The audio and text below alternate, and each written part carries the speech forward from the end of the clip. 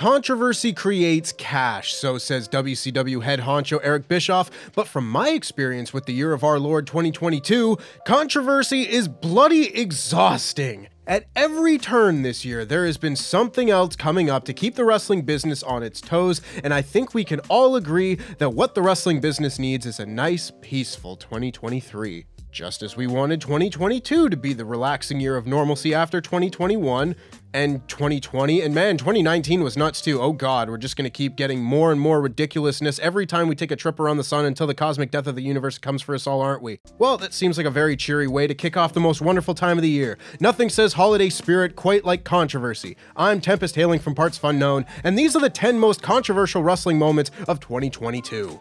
But before we get on with our list, make sure of course that you like this video, subscribe, and enable notifications to always on so you never miss a fun list just like it, and make sure to watch Survival Series here on partsFUNknown. We may or may not have another episode coming soon, so you better get caught up.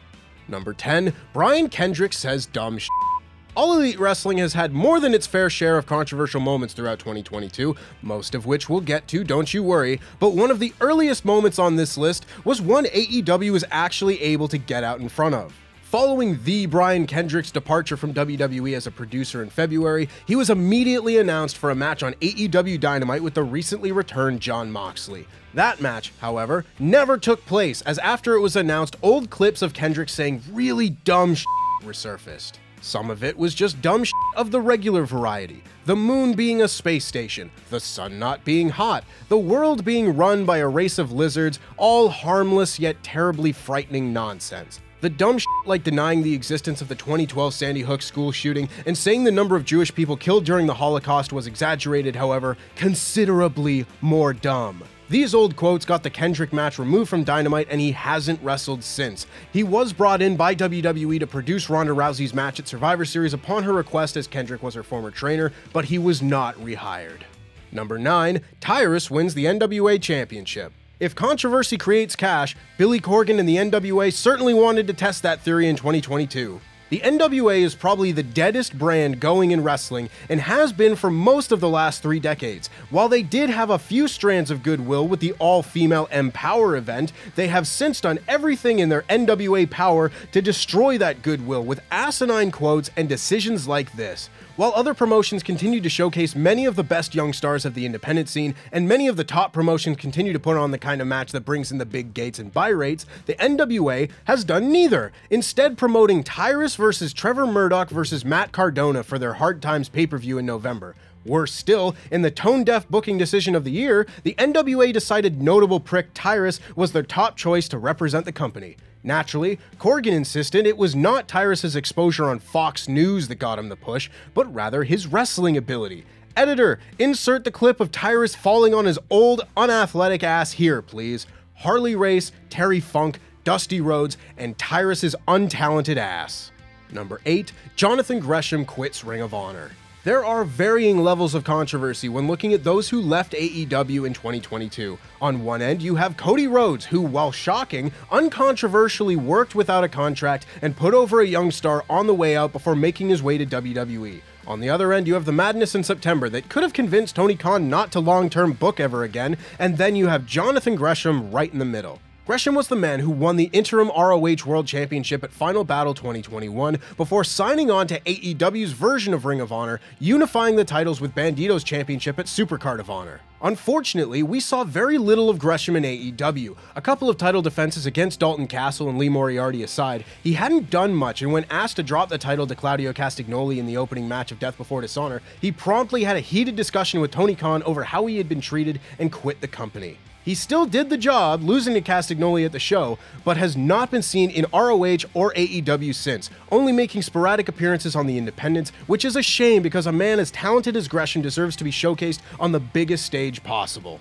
Number 7, Sammy Guevara keeps getting in fights. Sammy Guevara sure has caught the brunt of the heat from fans over his backstage scuffles this year. First, you had his altercation with Eddie Kingston, which put a stop to their planned match at All Out, an altercation that got Kingston suspended as he pie-faced Sammy after Sammy reportedly blew off Kingston's taking issue with one of Sammy's promos calling him a fat piece of shit.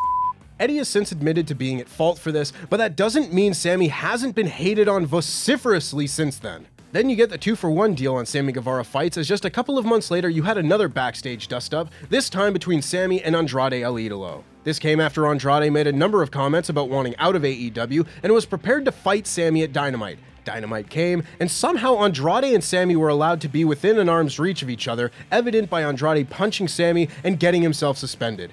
Again, that night saw Sammy on the receiving end of the heavy heat from the crowd, even though the accounts of what happened said Sammy was not involved in the violence. Number 6, Shane McMahon gets fired. Ah yes, the most notable instance of a McMahon leaving WWE this year. It had been since WrestleMania 37 that we had seen the tennis shoe wearing thumb son of Vince McMahon, but Shane finally made his return to WWE in the Royal Rumble match. Finally is a word to be used loosely, because I don't think anyone was particularly awaiting Shane's return with bated breath, least of all were those involved in the match. Shane reportedly made such a kerfuffle trying to have the Royal Rumble be about himself and not the 27 actual wrestlers and 2 celebrities involved in the match, and he angered a number of those involved, including Brock Lesnar, who is about as much fun to anger as a hornet's nest. Shane was so insistent on seeing through his ideas for the match that were described as devoid of logic that Vince saw to it that he was removed from the company immediately after, saying Shane would never get another pop in WWE as long as he was there. He's not anymore, but I don't think Shane is likely to be the next of Triple H's rehires. Number 5, Kota Ibushi's accusations. Well, here's a tricky one. Kota Ibushi is best known to fans for being one of the most gifted performers in the world, having won nearly every championship in New Japan Pro Wrestling, including 2 straight G1 climaxes, and also he was Kenny Omega's lover. It has been a while since we've seen the Golden Star in the ring, as he's yet to return from a particularly nasty shoulder injury he suffered in his match with Kazuchika Okada in the final of the G1 Climax in 2021. However, his 2022 was notable for another reason, as the typically quiet and reserved Ibushi took to Twitter to call out New Japan management for sexual harassment and abuse of power. Things have been incredibly quiet on this front since the comments were made back in the spring, but New Japan did make a public apology to Ibushi, with company president Takami Obari saying they've worked to have an open discussion with Ibushi. Reports said Gato was working to smooth things over between the two sides, but oh, what a tricky situation this all is. Ibushi did pose for a picture over a lovely meal with his ex in September, but otherwise we have no idea when we might see Ibushi in the ring again. Hopefully, it's soon. Number 4, Naomi and Sasha Banks walk out. Sasha Banks being passed over for Ronda Rousey, resulting in Banks walking out of WWE for the remainder of 2022, is the biggest unforced error of the wrestling year. Sasha Banks and Naomi won the WWE Women's Tag Team Championship at WrestleMania, but their reign did not last long at all. The tag belts were about as prestigious as the Quizlemania Tag Team Championship at that point, with years of shoddy booking detracting heavily from the excitement that the belts started with. One might think putting the titles on 2 stars like Sasha and Naomi might change that outlook, but one might be totally wrong. Instead, the reported plan after WrestleMania was for Sasha Banks and Naomi to both lose to SmackDown Women's Champion Ronda Rousey in separate singles matches. Not content to have themselves and their title reign devalued when they were doing their best to make the most out of it, they walked out of the May 16th episode of Raw, just in time for the WWE commentators to call them unprofessional on air. There have been conflicting reports about the actual status of Sasha and Naomi since then, with some saying they've been released and others denying that being the case. And now with those in power at WWE no longer being in power, every big show will in some way feature predictions from fans saying this is finally when Sasha and Naomi will be back. Royal Rumble 2023! Number 3, MJF's pipe bomb. MJF's pipe bomb is an oversimplification. MJF is this generation's Brian Pillman, outside of the actual Brian Pillman of this generation, Brian Pillman, but in MJF's case, he is the only one in on the work and no one else really knows for sure. This all started with MJF's backstage blow-up with the leader of the TK crew, Tony Khan, with MJF reportedly upset about not being given a raise despite his impeccable work. This rift between the two sides built until MJF nearly no-showed his match with Wardlow at AEW Double or Nothing, with a plane ticket being bought to take MJF home from Vegas. MJF did the match, getting squashed by Wardlow, but then Wednesday came and AEW put a microphone in MJF's hand. He said a lot of stuff, including he called Tony Khan a mark before the show cut to commercial. It was a whole ordeal, and boy, ordeal is a word coming up a lot in this one, with MJF only returning to AEW at All Out when everything in the company finally got smoothed out. Oh, wait a minute. Number 2, Brawl Out. I don't think anybody heard about this story. We didn't do any coverage of it. CM Punk's AEW return didn't seem like it could be going any better up to the point he won the AEW World Championship at Double or Nothing. And then he broke his foot and AEW went to hell. He returned from his injury and immediately shot on Hangman Page in the ring, which set off a bunch of alarms, and then All Out happened, and it seemed to go alright, with Punk winning back the AEW World title from Jon Moxley, and then Brawl Out happened. CM Punk dropped his gripe bomb, tearing apart the Elite, Hangman Page, and Colt Cabana in one long prepared tirade. The Elite didn't like this, and went to Punk's locker room where they all talked out their differences like gentlemen and continued on their way.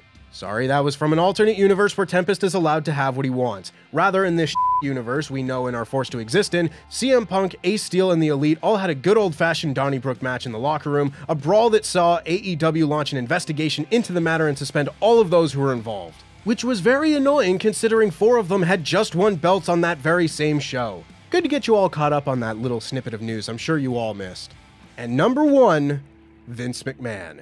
Vince McMahon is the most successful wrestling promoter in the history of the world. He is also someone who is exposed for having allegedly made a series of hush money payments to cover up multiple incidents of sexual misconduct. Both of those statements are true, and I know which one I think is more important. In April, the Wall Street Journal, a big boy news publication, revealed in an investigation that McMahon had made a $3 million hush money settlement over an alleged affair with a former employee. McMahon stepped down as the CEO and chairman of WWE, but kept his role overseeing creative, so optically for fans, very little had changed. That would not last, however, as that $3 million settlement only grew as they kept digging, resulting in multiple settlements made relating to misconduct claims against McMahon and John Laurinaitis, which by the end totaled $12 million being unearthed. McMahon finally announced his retirement on July 22nd while we were at a party. Look at our shocked faces. More seriously, Vince McMahon leaving WWE is the biggest wrestling news story that didn't involve a death, maybe ever. We never thought it would happen, but boy, it sure did. F Vince McMahon, hold bad people accountable for the bad things they do. Merry Christmas! And that's our list. Make sure, of course, that you like this video, subscribe, enable notification to always on, and make sure you check out one of our more fun wrestling lists as of late. We did the lists of Best and Worst Survivor Series, Best and Worst War Games. There's plenty of actual fun bits that don't have any controversy involved, so make sure you check those out. Until next time, I'm Tempest, jam that jam.